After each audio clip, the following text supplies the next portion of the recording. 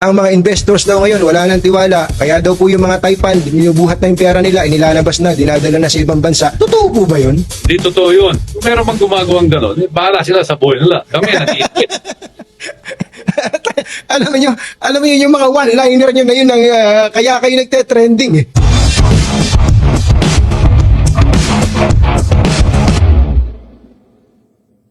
Ano bang sitwasyon ng ating bansa sa larangan po ng ekonomiya sa paningin ng mga bigatin sa ating lipunan? Ang ibig sabihin ng bigatin, sila po yung mga captains or movers ng industriya po natin. At tama-tama po naman ito pong nakumbida natin kahit na napaka-busy po niyang tao. Nako, sinabi ko sa inyo, napaka-busy. Yung bang makausap mo ngayon, mamaya wala na, nung pala nasa ibang bansa na, literal po yun pag sinabing busy. Ginagagala ko pong ipakilala sa inyo ang ating pong bisita. Ang tawag po sa kanya ay EKR, Enrique K. Razon, si Tito Ricky. Tito Ricky, kumusta na? Tito Ricky. Ay, kumusta, Katuning? Gandang hapon sa inyo.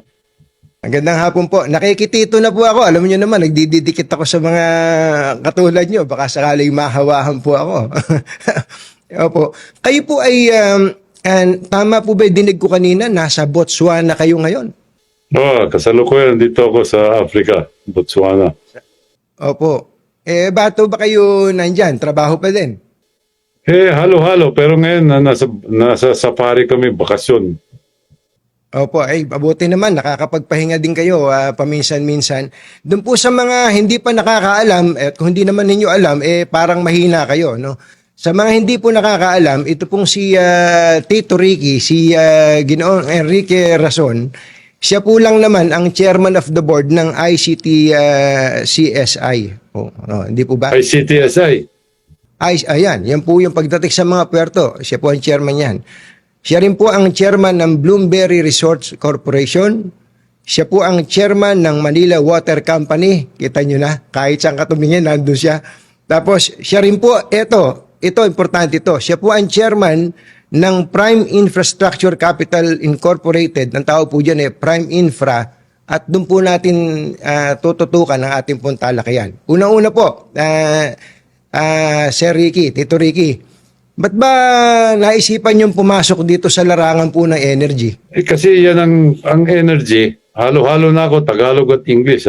Opo. Pinaka-importante sa kahit anong economy sa buong mundo ay energy.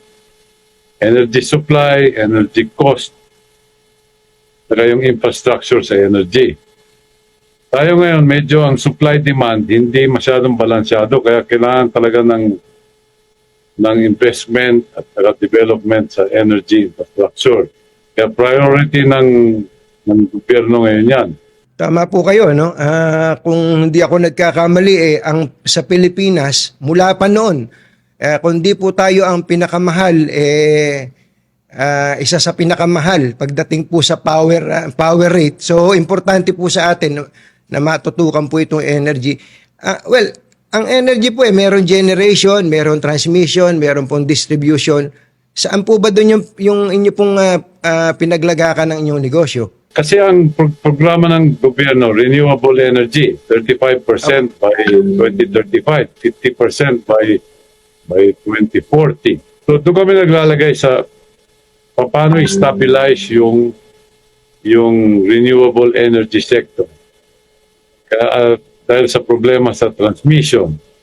Ang distribution natin medyo okay. Ang problema na sa generation, transmission, saka storage ng power. Yung pag-stabilize ng grid na sinasabi. Doon yung mga problema natin. Kaya mataas yung supply natin, halos tapat lang sa demand. Kaya mahal at saka tayo nagkakaproblema. Kumusta po naman ngayon? Di ba, pumasok ang Administrasyong Marcos 2022. Kumusta po ang diskarte ng administrasyon vis-a-vis yung pong inyong diskarte naman sa larangan po ng investment? Nakakatulong ba naman yung policy ng administrasyon o lalo kayo nahihirapan? Hindi, ngayon nga, naglalagay sila ng mga policy. Dati, wala Kung ano-ano na lang Ngayon, nagtatayo sila ng framework para sa tamang policy para maayos lahat ang problema. ang investment sa energy matagal. Malaking pera yan. Kaya hindi basta-basta bukas o next year o 2 taon. Mga 5 to 7 years ang ano niyan eh. Kaya kailangan paspasan nila yung energy policies at sa pagbukas ng market. Pati yung isa pang issue dyan, yung indigenous gas, no? Gaya ng Malampaya. Kailangan yun magbigay sila ng incentive at i-develop yung indigenous gas natin. Kasi ang Malampaya medyo pababa ng production. Meron kaming drilling program na 3 well ngayon, umpisan end of the month, 2 development well at saka 1 exploration well. Kailangan yan talaga tutukan ng gobyerno yung pag ano ng oil and gas, pag-explore ng oil and gas. Para kasi lahat ng energy natin, halos lahat imported eh. Opo. Imported ang coal, imported ang LNG. So, medyo exposed tayo sa nangyayari sa buong mundo. Kaya nung in-invade ng Russia ang Ukraine, tumaas ng 500% ang LNG, exposed tayo sa ganyan. Kaya kailangan investment sa sarili natin oil and gas. So ito pong mga pasya po ninyo, yung mga desisyon po ninyo sa investment dito sa sektor na ito, paano po ito naiimpluwensyahan ng mga government policies, especially nga nung dumating po si PBBM? Critical nga yung government policy. Kaya kami nag-decide mag-invest ng malaki kasi nakikita namin na yung policy na nilalagay nila makakabuti sa investment environment. Kaya kami nag-invest dahil si BBM talagang inaano niya yung policy na tamang policy para magandang environment for investment. Pero alam niyo, medyo na-po ako doon, na-curious po ako doon. Sabi niyo, dati-rate, walang policy, para bang padaskul-daskul lang. Ngayon, meron na kayong sinusundan, ano, para hindi lang para sa negosyo, kundi para sa mga mamamayang Pilipino. Ano po? Kaya ngayon medyo nagkakaroon na ng roadmap. Problema, ang gobyerno, hindi naman kasing bilis ng private sector kumilos. So, medyo paunti-unti ang pasok ng policy. Pero ang policies, gusto ni President BBM ay inaano na niya ngayon. Yung huling 2 taon, last 2 years, medyo tinutulak na niya ng gusto yung mga policy. Yung DOE medyo maingat, medyo hindi naman pinakamabilis na kumilos, pero kumikilos na ngayon. Iba talaga pagka pinupukpok ng presidente, ano, ang DOE, Sir Ricky? Kailangan lagi ng pukpukin para implement ang mga policy. Kasi gusto niya gawin yun ang tama eh. Pero itulak na niya ng gusto. Kaya, pero, gaya recently, yung auction ng pump storage, dinabas na yung circular. Kaya okay yun. Yung pag-extend ng Malampaya contract last year, yung mga policy na... So, nagkakaroon na ng tamang mga policy na dati wala. Puntahan nga po natin yung renewable energy sources. Hindi po kasi madali yun eh, no? Yung bang nasanay tayo dun sa traditional, conventional, tapos punta ka sa renewable. Ano po yung mga challenges na inyo pong na-encounter? The challenges sa renewable, kasi ang number 1 challenge dyan, yung grid, transmission grid. Yung grid natin medyo luma-luma at paminsan-minsan nagda-down. Nakita mo, biglang yung mga ibang region, biglang may mga brownout na mahaba dahil medyo luma na yung grid natin. Kaya yung grid ang pinaka-importante para sa renewable. Kasi renewable, solar, wind, hydro, saka geothermal, pag malaking investment pumapasok yan, gaya nangyayari ngayon, hundreds of billions na investment sa renewable. Kailangan kaya ng grid. Problema natin, nahuhuli yung grid. Nako, kumbaga, halimbawa, nabanggit yung solar farm. Halimbawa, may solar farm ka, tapos ang ganda ng production, tapos pupugak-pugak yung grid. Ang laki problema nun. Kasi kung marami mag-invest ng solar at hindi kaya dalhin ng grid, babagsak yung grid. Kaya kailangan, ang importante dyan, may kasamang storage, yung tinatawag na pump storage. Gaya ginagawa namin ngayon sa Wawa at saka sa Uhunan. Yan design para ma-stabilize yung grid. So yung excess na solar, saka kaya mo wind, i-store mo muna sa tubig. Medyo technical.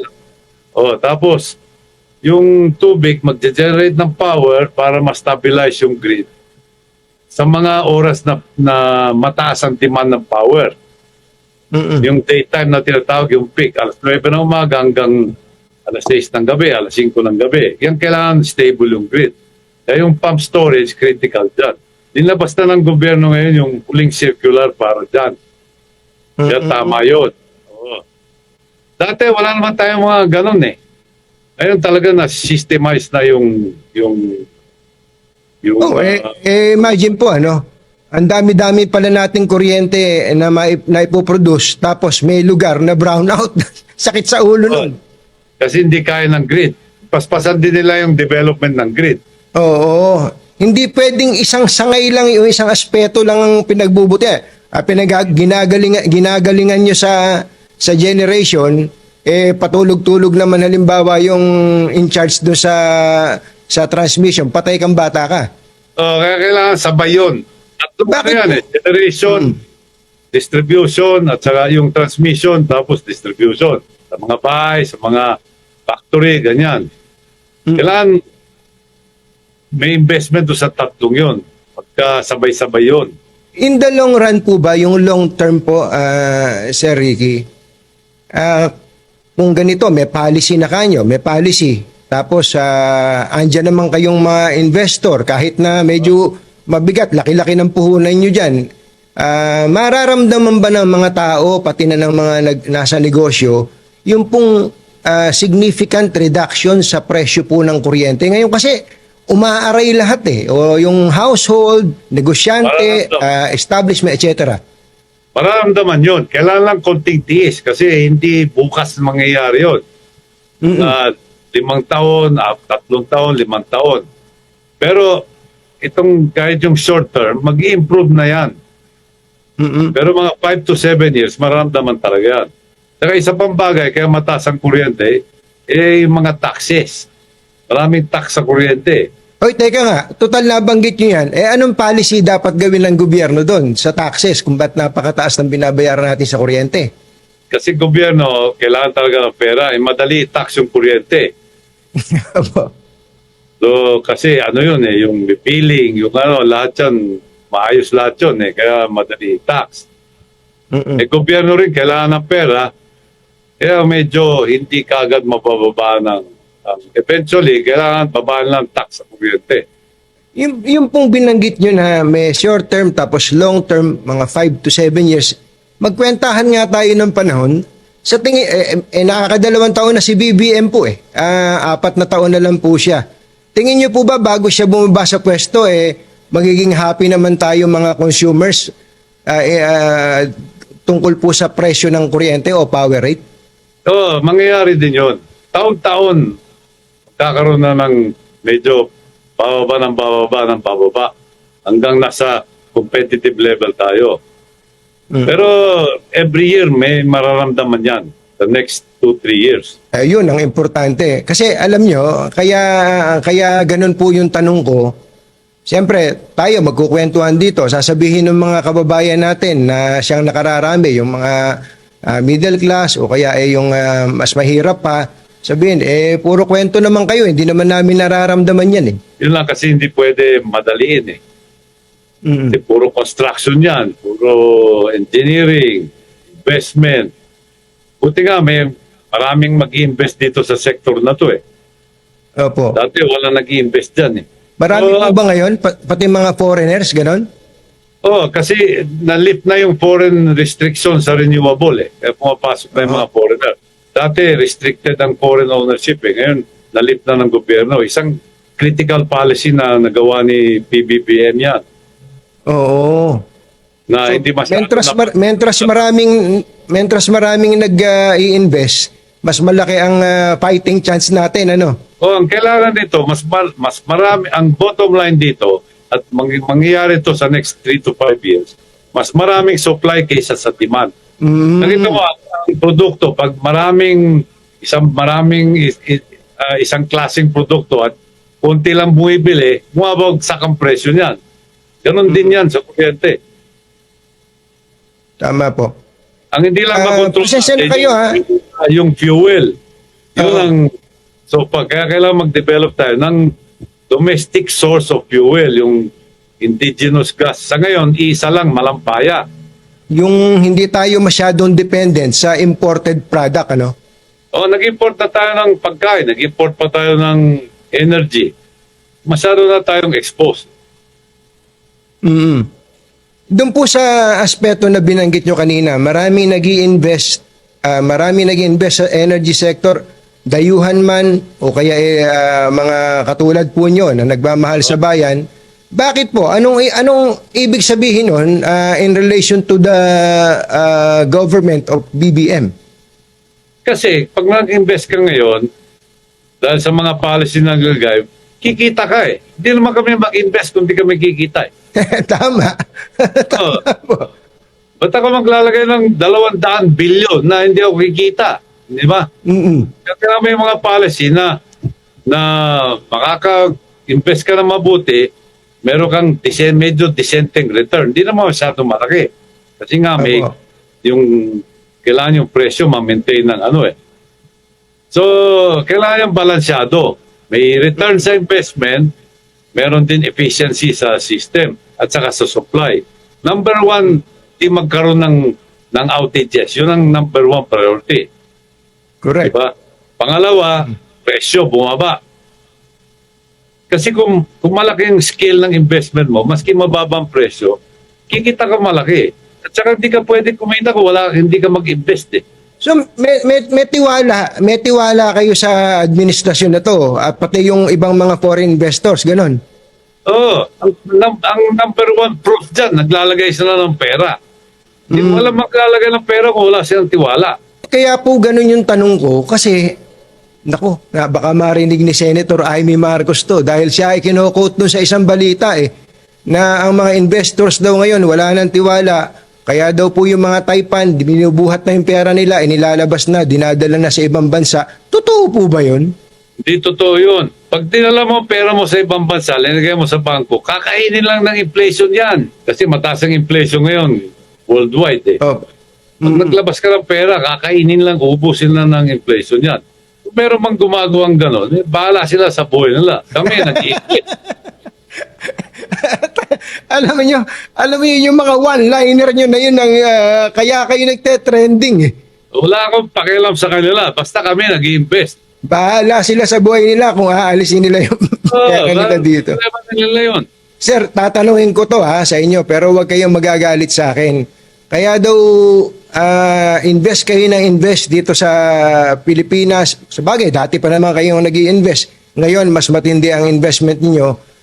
Dahil crony daw po kayo ng Pangulong Bongbong Marcos. Hindi totoo yan. Ang investment namin, 30 years na kami nag-i-invest dito sa Pilipinas eh. Oo. Kahit anong administrasyon. Pero ngayon, kaya linalaki namin investment kasi ayos sa mga policy. Nakikita mo na si BBM talagang gusto niyang palaki ng economy at lumago ang market. Pagka kumikita ang taong bayan ng pera, mas malaking pera, tumataas ang sweldo nila, bumababa ang presyo, gumaganda ang buhay niya, mas malaki kikitain namin. Totoo yun, ano?